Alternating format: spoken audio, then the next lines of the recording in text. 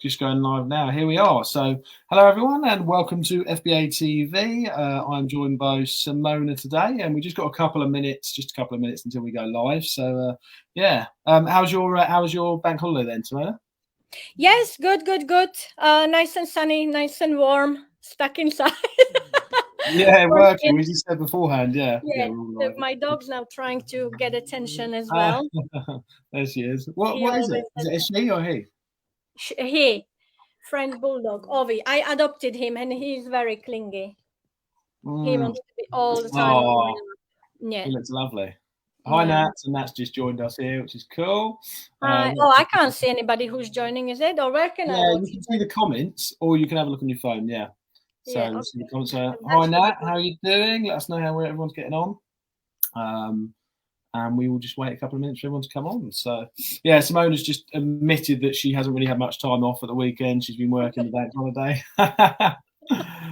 Oh, happens to the best of us. Yeah, well, because how do I do that I don't have the sound? Yeah, that's it. Yeah, the reason also because I before had my own cleaning business, and also I studied hotel management, and always worked and grew up in the hotel. So for me, bank holidays, you always work. So I never consider it that it's a holiday, so it's always engraved in me that, to me, I take time off when I want. It doesn't have to be when everybody has a time off or is like an official, Yeah, 100%. Yeah, I don't usually think of bank holidays as bank holidays up until recently, and then I was like, oh, look, I may as well. Just mainly because, like, the VAs that work for me now, they don't work, so I'm pretty much on my own, and I don't do much actual operations anymore, so there's not actually much to do if they're not working. Cool. Hi everyone. Yeah, loads of people just Facebook users. So let me just see who they are. Let me say hello to them. My phone there, is it? Yeah. Oh yeah. Hi Angela. Angela's here as well. Stephanie's here. Lindsay, Vlad. Cool. Loads of people watching. That's cool. Cool. So for watching. We better get started. So yeah, basically we're going to do this for might be around about 40 minutes, something like that. We're going to end just before because we've got the HFSS. Yes, the other live thing going on. Yeah. Which is important. Inner Circle. So shout out to Natalie and Matthew Wright that run that. Obviously, you need to jump in there probably straight after this if you want to know about the new HFSS rules and guidelines around grocery stuff. So I'm definitely going to be jumping over there, asking any questions live.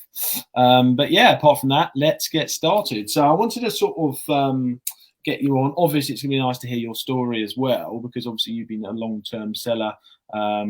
We probably started around about the same time, actually, thinking about it, a few years ago, probably 3 years ago. I started selling actually in 2018. It was in the summer, in July, because it's my birthday in July, and I always get these weird ideas around my birthdays, when you like sort of looking back at your life, what you achieved and whatever.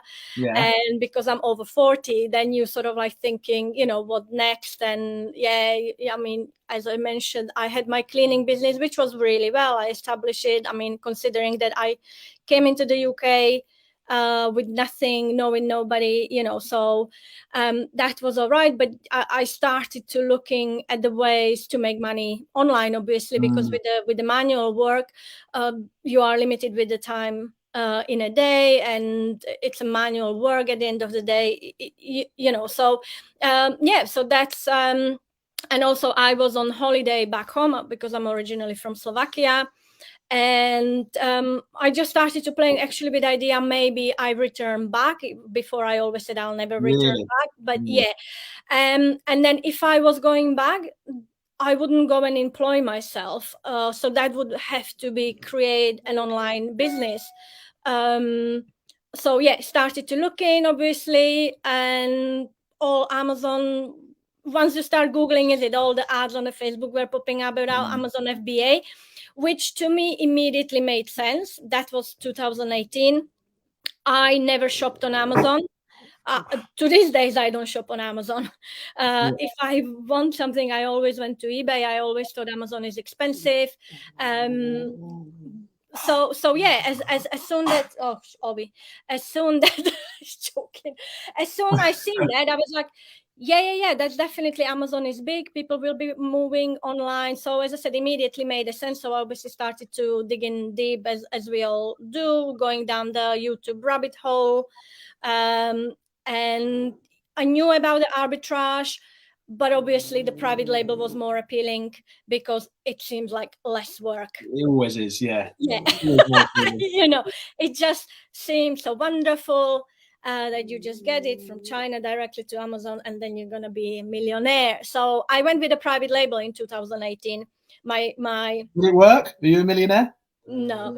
Oh. But it was a good lesson. It was a good lesson. Yeah. So what happened? What, you bought a shipment? Sorry to interrupt. So you bought a shipment and it didn't work out? Did you try? No. What was it? So as I started to obviously doing my research on that, and I was considering either buy a course, or then I came across the guy who I joined a lot of Facebook groups, various Facebook groups, especially like a UK based. At that time, actually, there was not that many UK based Facebook groups. There were a lot of American. Also, the YouTube.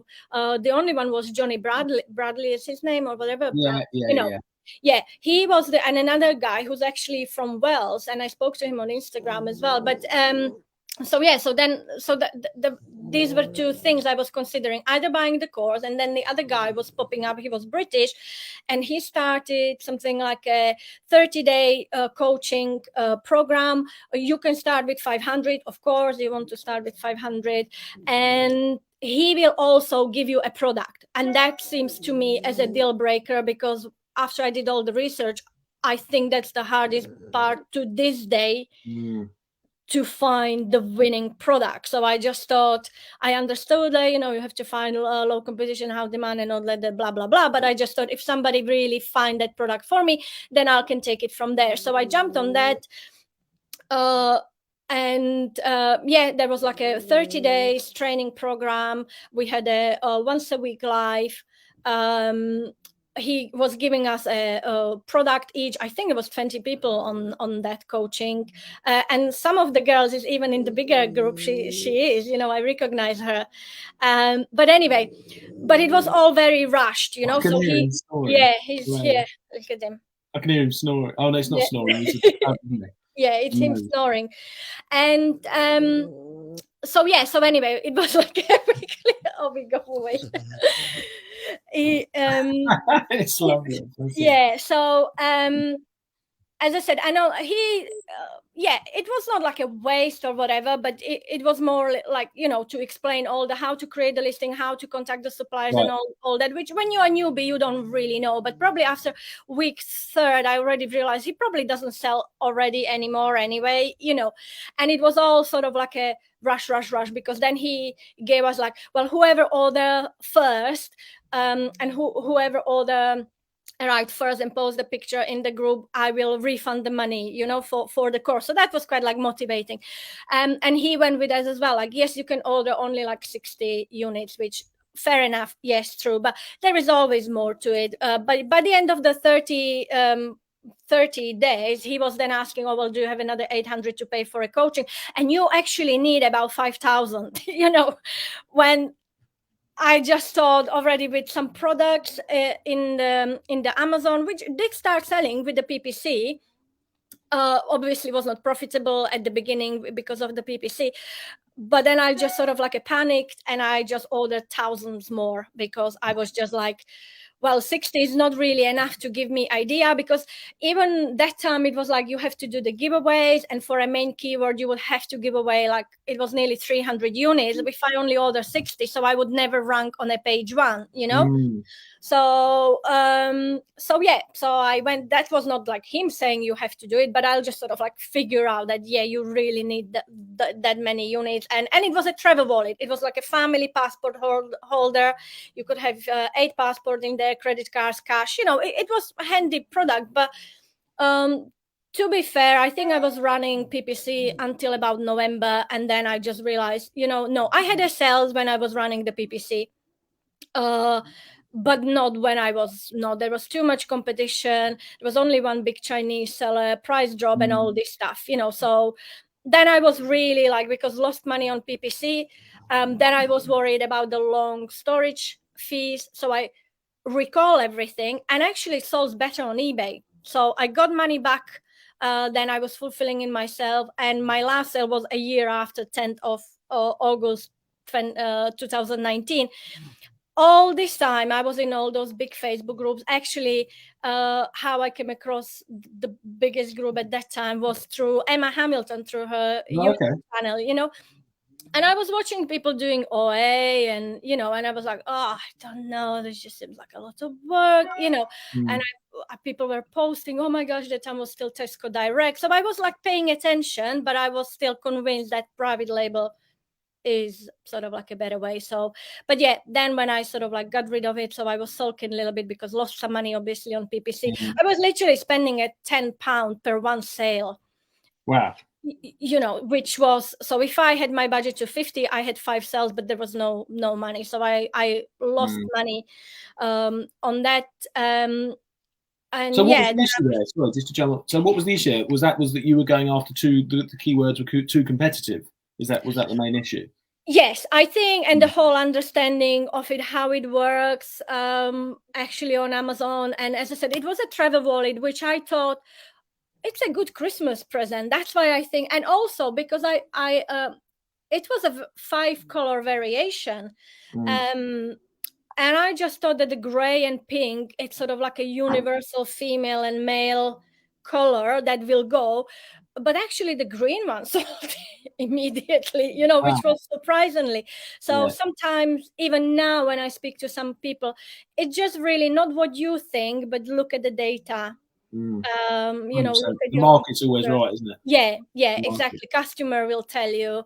But yeah, and there, also because I never shop on Amazon myself, when he gave us the product, everybody has a different product. Each of us had a different product. We were not same, that's for sure. You know, it was like he was just like, well, look on Amazon. I didn't know there were actually another 3 sellers selling that exactly the same wallet. But what I actually did from the beginning, already then understood the bundling, and I knew that's the way to go. So I did actually bundle mine. I bundled mine with another, like a nice pen, because it had a pen holder in the middle, and also bundled it with like a 3D sleep mask, because I just thought when you're traveling, you can just, you know, chill, whatever. Okay. So that was my story. And then 2019, I was in those groups, as I said, was not doing any Amazon, just sold the rest of the stock. Still was carry on paying my Amazon account, but was just not doing, but still was determined there is a way, you know, making money online. Try obviously affiliate marketing, everything, those quick, you know, sort of something quick, drop shipping, had some sales, created Shopify stuff. So even I was not successful on that, I still learned a lot of things. I learned how to run a Facebook ad. I create everything in Canva. I was like, you know, when you want something, you are resourceful, really. So I can't say that it was like a waste. I lost some money, but I learned quite a bit, you know. Yeah. And it's funny. The funny thing is, I think that all of them stuff work, you know, like drop shipping, you know, like affiliate marketing and stuff. It's just, you know, as I say, you were trying different things, but if you stuck to one of them for 5 years, like you have with OA, you made it work. Which is interesting, But you tried loads of stuff, so that's cool. So the PL product, I'm assuming you sold out of that, got rid of it. Sold out, as I said, sold out all on eBay, and didn't like. Then when it started selling quite good on eBay, I was considering order more, you know, and just sell on eBay. And then I said to myself, no, Simona, you forgot how you were crying over that you lost money, you know, because as a single mom, it was, you know, there was like money still. I still was like attached to those money. Like it's a lot of money, like 3,000 or whatever. You know, at that time it was a lot of money. So I just thought, you know, but yeah, I was considering Cordamo, but then I was like, no. And I'm glad I did not, because that was 2019. And then we know what happened in 2020. So I would be stuck. Nobody was traveling, so nobody would buying that product. Of course, with the lockdown and stuff like that. So then again, next summer at my next birthday, I was like, right, I'm going to give this OA a try, and I'm just literally never looked back. Yes, I do have now some private label thing. I do the mixture. I call it hybrid, whatever, you know. I do still personally think the private label, it is a good way, but it's definitely very steep learning curve. and you definitely need more money. Or as long as you understand the process, you know, in general, in Amazon, you actually do need money to make money, and that doesn't matter even if it's an arbitrage. If we going back to the main topic, is it dead? I don't think it's dead, but it's definitely. Yeah, we get onto that. Yeah. Is that so? That's so you started your online arbitrage, and now you're here. Yeah, so you've been doing this 3 years now, is it? Yeah. So since 2019 summer, that will be 3 years. I'm doing online arbitrage. And you've obviously you get the odd month, but generally it's been consistent, and you've managed to be restocking it and stuff like that. Yeah. I mean, I was doing everything on my own. Apart prep center, so started 2019. I was still working full-time at my job, and then year after, and again summer, I started working with the prep center. So for whole year I was doing everything on my own, build a 6-figure business along my full-time job. And then next summer, because already gathered some data from previous year, Q4, I knew I need to outsource to a prep center, because if I wanted to make more volume, definitely needed outsourcing. And also with that same year, I changed from sole trader to limited company. So then you hit the VAT again, literally. Before it took a year, then the second time it just was 3 months. So basically, it always takes 6 figures to actually learn the business model a bit. Yes. You've got to do at least 6 figures to even know what you're doing. But also, the way when I started, as I said, 2019, I knew I will make money because I seen all the peoples in Facebook group, normal people, not the gurus on YouTube, normal people posting results. And I think that's what kept me motivated, that you can see it's doable. Nobody was like really trying to sell you a course or something. Everybody was really helpful in every Facebook group. So that was the main drive. And then obviously March 2020, I think that really helped the growth of the business. So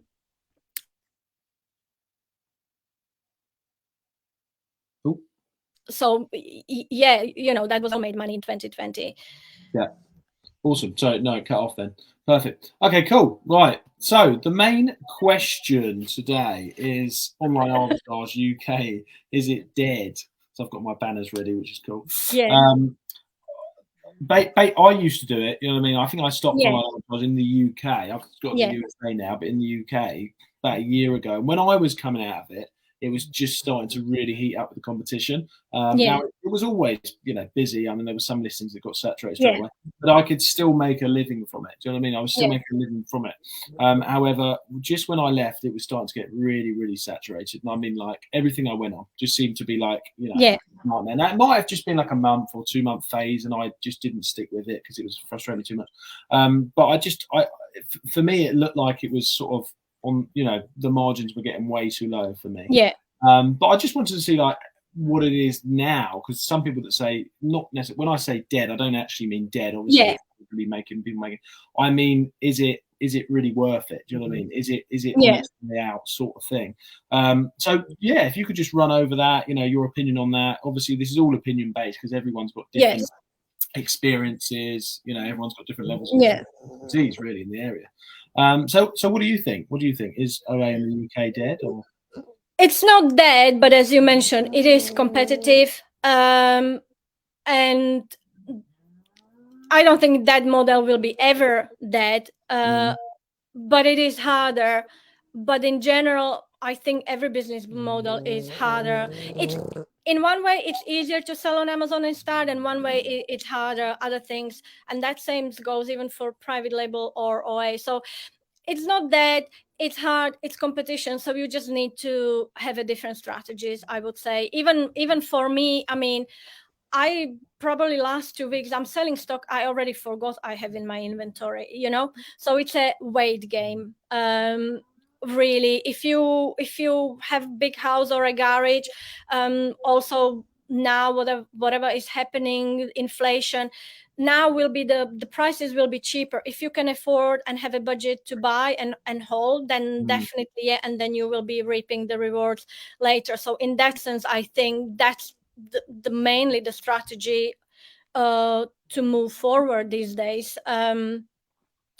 Or in OA, but that's my opinion. As I said, whatever I started buying probably from April or May, I was like, I'm not even thinking that it will sell. Some of the items immediately sold as they hit the warehouse. So yeah, that would be either buy now for lower prices and hold, or be happy with the lower margins and go for a quick turnover. That would be my two things, like, or a strategist to say with the OA.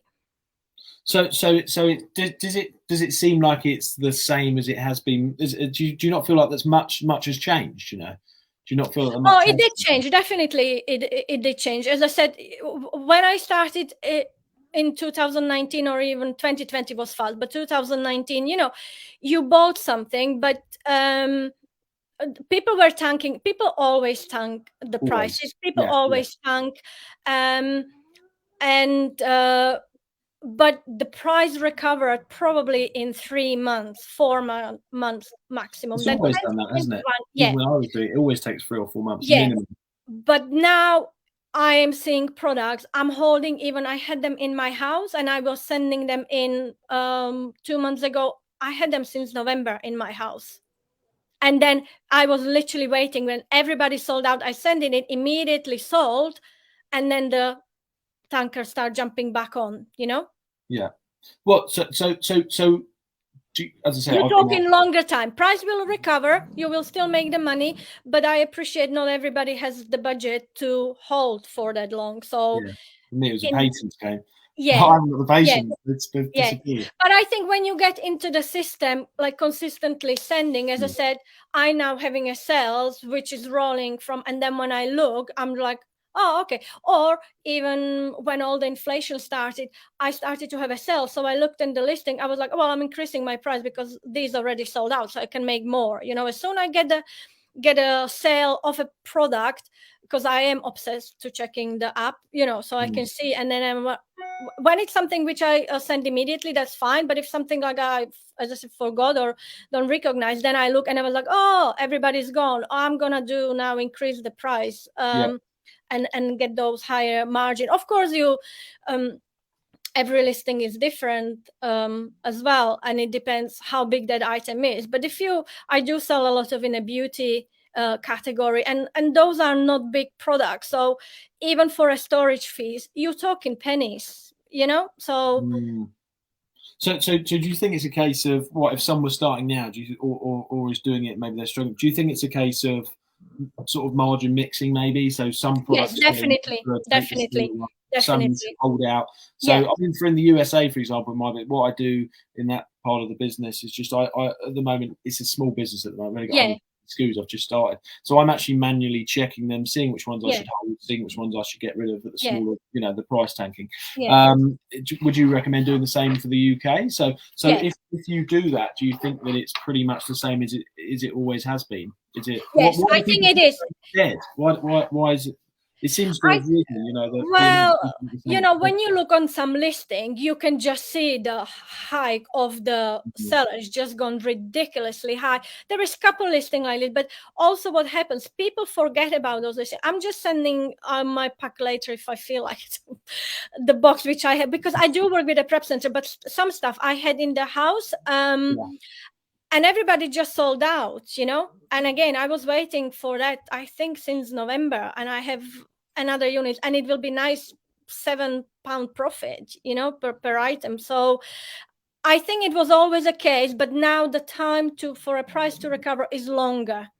Unless you're really quick and send something really quick. Some prices recover, even some listings I had where they just got flooded immediately. But you wait only 6 weeks, but some definitely longer, especially like from the popular store, like when you're buying Lego, when everybody goes to Lego, so it all depends on where you're buying it from as well.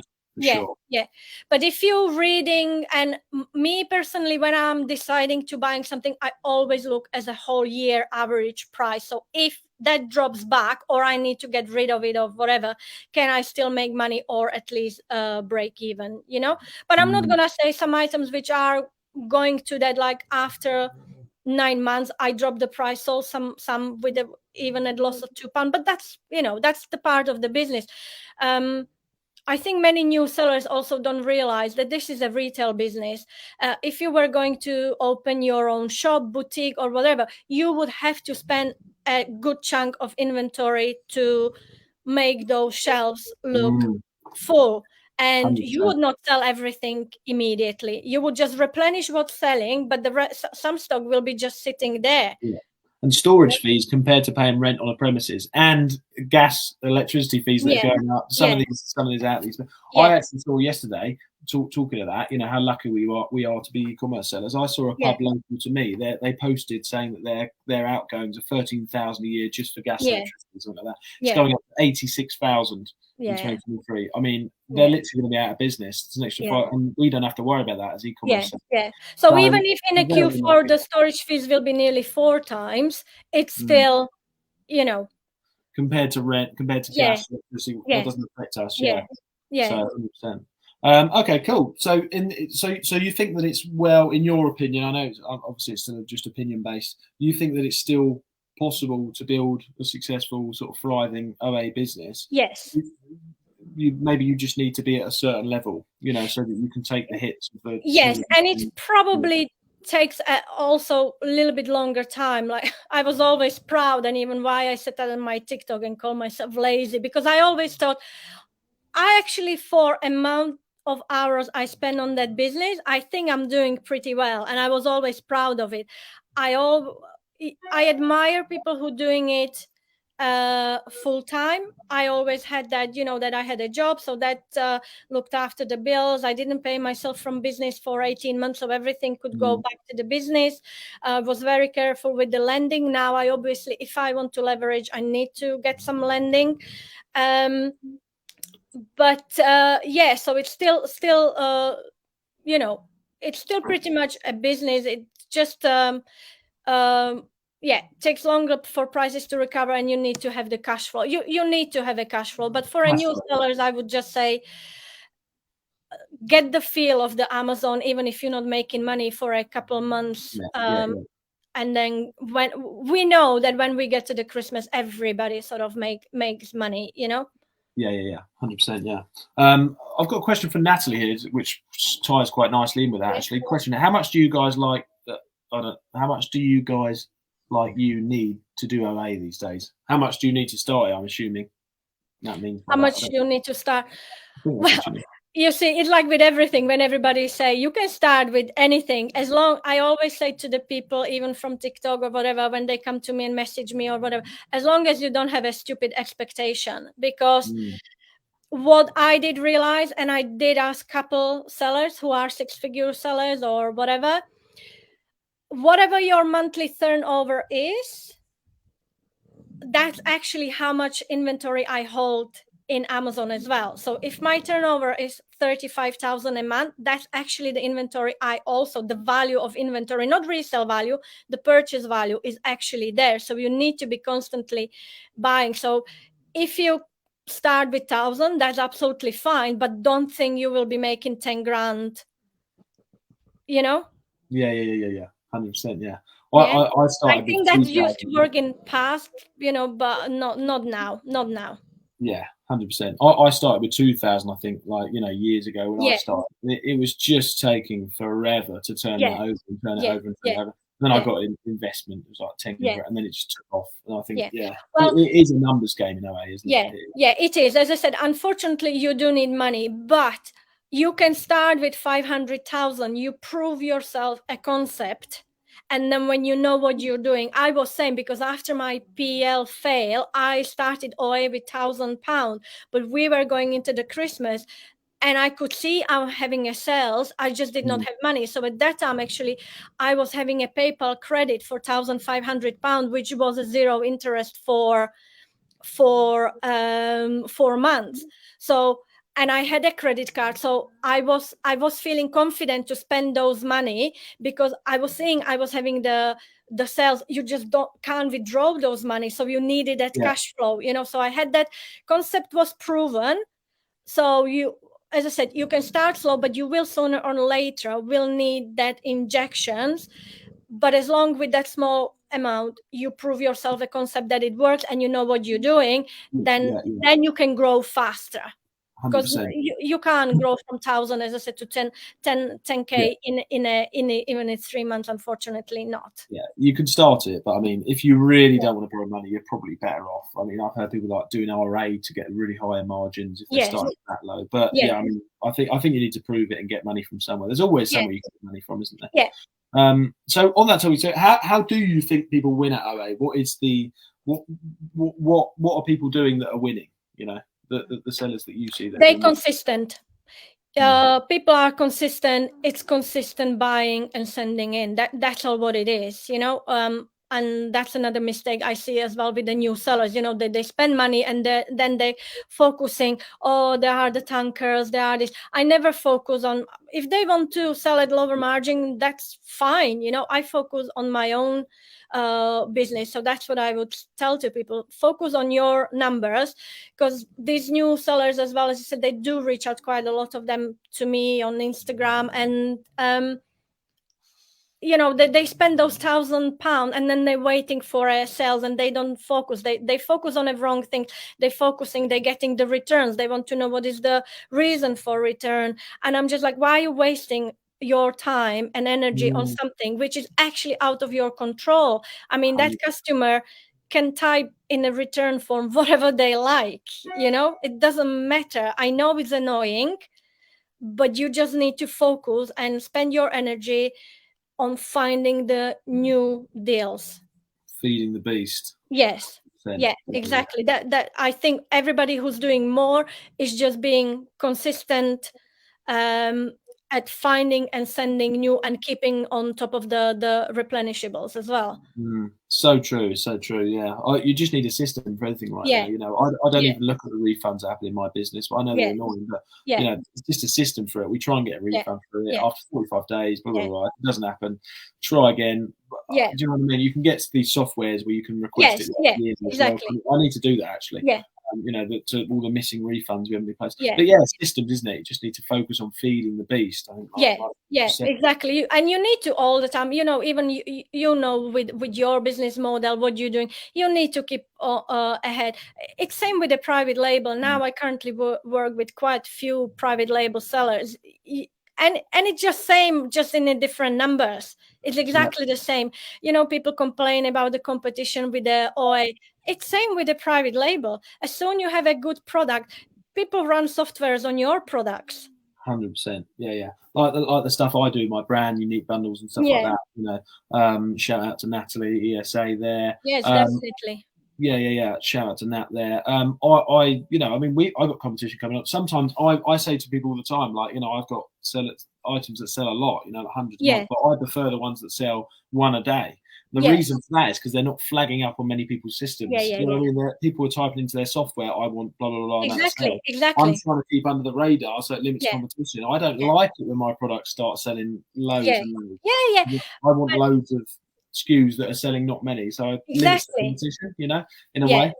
But it's also same for OA, you know, I just had commenting somebody on my TikTok video, and they were like, because I posted like the video how to find, you know, and they were like, but it says only sell 6 a month. Yeah, that's fine. I said that, but there's only 3 sellers, you know, and it can be always more. And that's another thing with the new sellers. They come to me and they were like, I can't find anything. And I'm like, your criteria is probably too high, because they have no more 10 sellers, a profit of £5, and it sells that much and that much. We would all want those type of deals, but as you said, even with OA, I find the people who dismiss those, where it's only 3 sales a month, you know. I brought listings to life which had over 400,000 sellers rank, you know. So that's one of my favorite things to do as well. If you see a really slow seller, people avoid it, you know. Yeah, exactly. They just, because everybody's after large numbers, and that's same with the private label in general, like a traditional private label. You see all these people, this product makes that much revenue, but when you can stay under the radar, and I'm be happy just to sell 5 units a day, that's 150 a month, and nobody goes into those niches. Yeah. So you just need to, I would say, educate yourself and sort of like how you say, revise your criteria, and at the end of the day, it is a numbers game. Everything will sell on Amazon, everything will sell. Sometimes you just don't make money on it. Yeah, 100%. I agree. Cool. So if you have 3 top tips for Amazon sellers current or new, what would they be? So your 3 fundamental tips, that you've learned in your experience. So as I said, definitely focus on your own business and on your own numbers, and definitely educate yourself properly on how to read a key paragraph. Then you will avoid like a costly mistakes. And also, don't be emotionally attached to the products. That would be another thing I come across a lot with the new seller, especially when they come and they're like, I seen in these home bargains and I think it will sell, and I always say, we don't go what we think will sell, we go with the data. Amazon is pretty much data-based business. So when you analyze the data, I don't think there is anything. I mean, of course, you can't predict your competition, but then you need to be prepared, either hold, or as I said, when my VA submits some deals where the price is all over, I'm just like, I'm not buying that, because if it drops, there is no good to me. I'd rather invest in something else. But if I know that even if it drops, I make money, or over a longer period of time it will recover and I'm still making money, then I'm fine with it. Yeah, 100%. Makes a lot of sense. There's competition in any model that you do. Exactly. Any model, and there's issues with any model that you do. Yes. You've got to sort of just pick the issues that you want, isn't it? So exactly. Aware of and that. In a way, that's what I like on Amazon. You can pick what suits you. You want to do it full time? Fine. Do you want to do wholesale and have your own storage unit? Fine. Do you want to live abroad and do it remotely? Fine. It works. You just need to pick what is your goal. I think once people know what they're doing to make, even if they just want pocket money, £500,000, I think it's actually pretty easy, even with the OA. I think might be harder if you're aiming for a larger numbers, because then you definitely need to have a staff, VAs. So then you're more under the pressure. For me, Amazon, I always treat it as a side hustle. Even now, sort of, I don't have another job, but then I'm creating another Amazon related income stream, which Natalie also talks a lot about. On a Fiverr, I just started, and talking to people on Fiverr, and I just feel I'm getting paid to tell people not to do private label because they don't have enough money to start private label. Yeah, 100%. So there is a lot of things you could do within Amazon.